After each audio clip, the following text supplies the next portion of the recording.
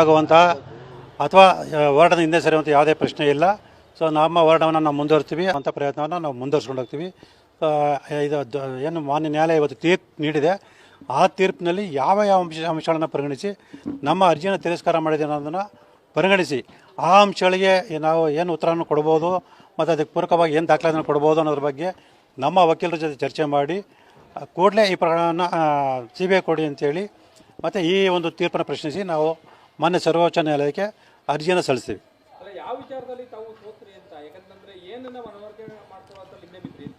Sir, ನಾವು ಮನವರಿಕೆ ಮಾಡಿಕೊಡಿದ್ವಿ.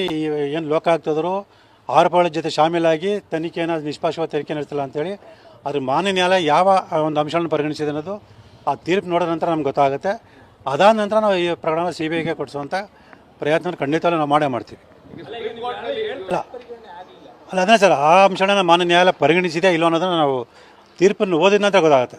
So ಯಾಕೆಂದರೆ ಈಗಾಗಲೇ ಸಾಕಷ್ಟು ಹೇಳಿದ ಹಾಗೆ ಲೋಕಾಯುಕ್ತ ಅಧಿಕಾರಿಗಳು ಆ ವಿಚಾರವನ್ನು ನಗರಾಭಿವೃದ್ಧಿ ಸಚಿವ ಬೈರತಿ ಸುರೇಶ್ ಅವರಿಗೆ ತಿಳಿಸಿದ್ದು ಮತ್ತು ಆ ಕೂಡಲೇ ಬೈರತಿ ಸುರೇಶ್ ಅವರು ಹೆಲಿಕಾಪ್ಟರ್ಲ್ಲಿ ಬಂದು 140 ಕಡತಗಳನ್ನು ತೊಗೊಂಡೋಗಿರೋಂಥದ್ದು.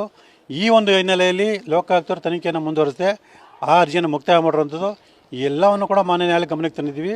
ಅದ್ರ ಜೊತೆಗೆ ಸಿದ್ದರಾಮಯ್ಯ ವಿಚಾರಣೆ ಒಳಪಡಿಸೋ ಸಂದರ್ಭ ಅಂದರೆ ವಿಚಾರಣೆ ಒಳಪಡಿಸುವಂಥ ಸಮಯವನ್ನು ತನಿಖಾಧಿಕಾರಿ ನಿಗದಿ ಮಾಡಿದ್ದು, ಆದರೆ ವಿಚಾರಣೆಯಿಂದ ಹೊರಗೋಗುವಂಥ ಸಮಯವನ್ನು ಸಿದ್ದರಾಮಯ್ಯ ನಿಗದಿ ಮಾಡಿದಂಥದ್ದು. ಇದೆಲ್ಲವನ್ನು ಕೂಡ ನಾವು ಮಾನ್ಯ ನ್ಯಾಯಾಲಯ ಗಮನಕ್ಕೆ ತಂದೀವಿ. ಆದರೆ ಮಾನ್ಯ ನ್ಯಾಯಾಲಯ ಏನು ಲೋಕಾಯುಕ್ತವರು ಏನು ವರದಿಗಳು ಕೊಟ್ಟಿದ್ದಾರೆ ಆ ವರದಿಗಳನ್ನು ಆಧರಿಸಿ ಬಹುಶಃ ಸರಿಯಾದ ನಿಟ್ಟಿನಲ್ಲಿ ತನಿಖೆ ನಡೀತಾ ಇದೆ ಪಡೆದ ನಂತರ ಅದರಲ್ಲಿರ್ತಕ್ಕಂಥ ಲೋಪಾದೇಶಗಳನ್ನು ಗುರುತಿಸಿ ಸೊ ಮಾನ್ಯ ಸರ್ವೋಚ್ಚ ನ್ಯಾಯಾಲಯಕ್ಕೆ ನಾವು ಕೂಡಲೇ ಮೇಲ್ಮನವಿ ಸಲ್ಲಿಸ್ತೀವಿ. ಯಾವಾಗ ಮೇಲ್ಮನವಿ ಸಲ್ಲಿಸುವಂಥದ್ದು ಮತ್ತು ತಮಗೆ ಸುಪ್ರೀಂ ಕೋರ್ಟ್ನಲ್ಲಿ ವಿಶ್ವಾಸ ಇದೆ ಅದು CBIಗೆ ಹೋಗಬೇಕು ಪ್ರಕರಣ ಅಂತೇಳಿ? ಸರ್, ಖಂಡಿತವಲ್ಲ ಸರ್, ನಾವು ವಿಶ್ವಾಸ ಇಟ್ಕೊಂಡೆ ನಾವು ಅರ್ಜಿಯನ್ನು ಸಲ್ಲಿಸ್ತಾ ಇದ್ದೀವಿ. ಅದೇ ರೀತಿ ಈಗಲೂ ಕೂಡ ನಾವು ವಿಶ್ವಾಸ ಇಟ್ಕೊಂಡೆ ಮುಂದಿನ ವಾರದಲ್ಲೇ ಸಲ್ಲಿಸುವಂಥ ಪ್ರಯತ್ನ ನಾವು ಮಾಡ್ತೀವಿ.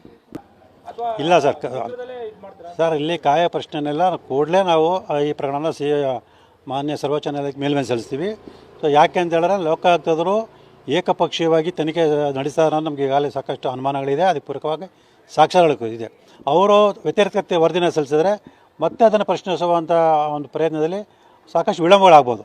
ಹಾಗಾಗಿ ನಾವು ಕೂಡಲೇ ಈ ಪ್ರಕರಣವನ್ನು CBI ಕೊಡಿ ಅಂತೇಳಿ ನಾವು ಮೇಲ್ಮನೆಯನ್ನು ಸಲ್ಲಿಸ್ತೀವಿ. ಅಲ್ಲ, ಪ್ರಶ್ನೆ ಯಾಕೆ ಅಂತ ಹೇಳಿದ್ರೆ ಈಗ ಲೋಕಾಯುಕ್ತ ವರದಿಯನ್ನು ಸಲ್ಲಿಸಿ ಲೋಕಾಯುಕ್ತ ವರದಿಯಲ್ಲಿ ಏನಿದೆ ಅಂತ ನೋಡಿದ್ರೆ ಅದು ಪೂರಕ ಆಗುತ್ತಲ್ವಾ, ಅವರು ತನಿಖೆ ಸರಿಗೆ ಮಾಡಿದಾರಾ ಇಲ್ವಾ ಅನ್ನೋದಕ್ಕೆ ತಾವೇನು ಆರೋಪ ಮಾಡಿದ್ರಿ ಅದಕ್ಕೆ ಪೂರಕ ಅಂಶಗಳು ಸಿಗುತ್ತಲ್ವಾ ಅಂತ ಅದು ತಾವು. ಸರ್, ಅದನ್ನೇ ಸರ್, ಈಗ ಮಾನ್ಯ ನ್ಯಾಯಾಲಯ ಆ ವರದಿಯನ್ನು ಯಾವ ರೀತಿ ಪರಿಗಣಿಸಿ ನೋಡಬೇಕು.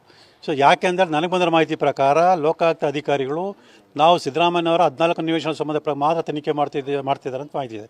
ಆದರೆ ನಾವು ನನ್ನ ಅರ್ಜಿಯಲ್ಲಿ ಮೈಸೂರು ನಗರಾಭಿವೃದ್ಧಿ ಪ್ರಾಧಿಕಾರದಲ್ಲಿ 50 ನಡೆದಿರ್ತಕ್ಕಂಥ ಎಲ್ಲ ಅಕ್ರಮಗಳ ಬಗ್ಗೆ ಸಮಗ್ರ ತನಿಖೆ ನಡೆಸಬೇಕು ಅಂತ ಮನವಿ ಮಾಡ್ಕೊಂಡಿದ್ವಿ.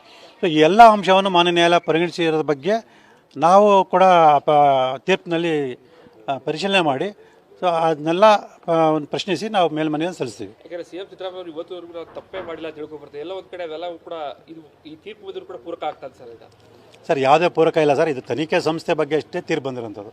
ಹಾಗಾಗಿ ತನಿಖೆ ಪೂರ್ತಿ ಮುಗಿದೋಗಿರೋವಾಗಲಿ ಅಥವಾ ಅಂತಿಮ ವರದಿ ಸಲ್ಲಿಸಿರೋ ಬಗ್ಗೆ ಆಗಲಿ ಯಾವುದೇ ಒಂದು ತೀರ್ಪು ಬಂದಿಲ್ಲ. ಹಾಗಾಗಿ ಬರೀ ತನಿಖಾ ಸಂಸ್ಥೆ ಬಗ್ಗೆ ಅಷ್ಟೇ ಬಂದಿರೋದ್ರಿಂದ ಸೊ ಯಾವುದೇ ತನಿಖಾ ಸಂಸ್ಥೆ ತನಿಖೆ ನಡೆಸಿ ಯಾವುದೇ ರೀತಿಯ ವರದಿ ಕೊಟ್ಟರೂ ಕೂಡ ಸೊ ಅದರ ಬಗ್ಗೆ ನಾವು ಮಾನ್ಯ ನ್ಯಾಯಾಲಯಕ್ಕೆ ಅಂದರೆ ನಾವೇನು ಆರೋಪ ಮಾಡಿದ್ವಿ ಅದಕ್ಕೆ ಸಂಬಂಧಪಟ್ಟ ಎಲ್ಲ ಸಾಕ್ಷ್ಯಗಳನ್ನು ಮಾನ್ಯ ನ್ಯಾಯಾಲಯ ಗಮನಕ್ಕೆ ತಂದು ಸೊ ತಪ್ಪಿತ ಶಿಕ್ಷೆ ಕೊಡಿಸುವಂಥ ಅವಕಾಶ ಮತ್ತು ಅದಕ್ಕೆ ಬೇಕಾದ ಎಲ್ಲ ಸಾಕ್ಷ್ಯಗಳು ನಂತರ ಇದೆ. ಹಾಗಾಗಿ ಆರೋಪಗಳು ಯಾವುದೇ ಕಾರಣಕ್ಕೂ ಕೂಡ ಈ ಒಂದು ಆರೋಪವನ್ನು ತಪ್ಪಿಸ್ಕೊಳ್ಳೋಕ್ಕೆ ಸಾಧ್ಯ ಇಲ್ಲ. ಈ ತೀರ್ಪು ಪ್ರಕರಣದ ಮೇಲೆ ಪ್ರಭಾವ ಬೀರುತ್ತಾ ಅಂತೇಳಿ ಇದು ಖಂಡಿತ ಇಲ್ಲ ಸರ್. ಇಲ್ಲಿ ಬರೀ ತನಿಖಾ ಸಂಸ್ಥೆ ತನಿಖೆ ನಡೆಸೋ ಬಗ್ಗೆ ಅಷ್ಟೇ ತೀರ್ಪಾಗಿರೋದ್ರಿಂದ ಸೊ ತನಿಖೆಯ ಬಗ್ಗೆ ಆಗಲಿ ಅಥವಾ ನನ್ನ ಆರೋಪಕ್ಕೆ ಬಗ್ಗೆ ಆಗಲಿ ಸೊ ಯಾವುದೇ ಒಂದು ವ್ಯತಿರಿಕ್ತ ಪರಿಣಾಮ ಬೀರಲ್ಲ. ಸರ್, ದೊಡ್ಡ ಹಿನ್ನಡೆ ಸರ್, ಒಂದು ಸಣ್ಣ ಹಿನ್ನಡೆ ಸರ್.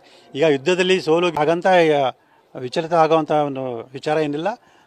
ಅದೇ ಉತ್ಸಾಹದಿಂದ ಅದೇ ಒಂದು ಹೋರಾಟದ ಮನೋಭಾವದಿಂದ ಮೇಲ್ಮನೆಯನ್ನು ಸಲ್ಲಿಸಿ ಈ ಪ್ರಕರಣ CBIಗೆ ಕೊಡಿಸುವಂಥ ಪ್ರಯತ್ನ ನಾವು ಮುಂದುವರ್ಸ್ಕೊಂಡು ಹೋಗ್ತೀವಿ. ಲೋಕಾಯುಕ್ತ ವರದಿಯನ್ನು ಯಾರೂ ಸಹ ನೋಡಿಲ್ಲ ಅಥವಾ ಯಾವುದೂ ಇಲ್ಲ ಸರ್. ಯಾಕೆಂದರೆ ನಾನು ತನಿಖಾಧಿಕಾರಿನ ಭೇಟಿ ಮಾಡೋ ಸಂದರ್ಭದಲ್ಲಿ ಅವರನ್ನು ಮಾತಾಡಿಸೋ ಸಂದರ್ಭದಲ್ಲಿ ಮತ್ತು ನನಗೆ ಬೇರೆ ಮೂಲಗಳಿಂದ ತಿಳಿದು ಬಂದಿರೋಂಥ ಅಂಶಗಳನ್ನು ಪರಿಗಣಿಸಿದಾಗ ಲೋಕಾಯುಕ್ತರು ನನ್ನ ಅರ್ಜಿಗೆ ಸಂಬಂಧಪಟ್ಟಾಗಿ ಸಮಗ್ರವಾಗಿ ತನಿಖೆ ನಡೆಸಲ್ಲ.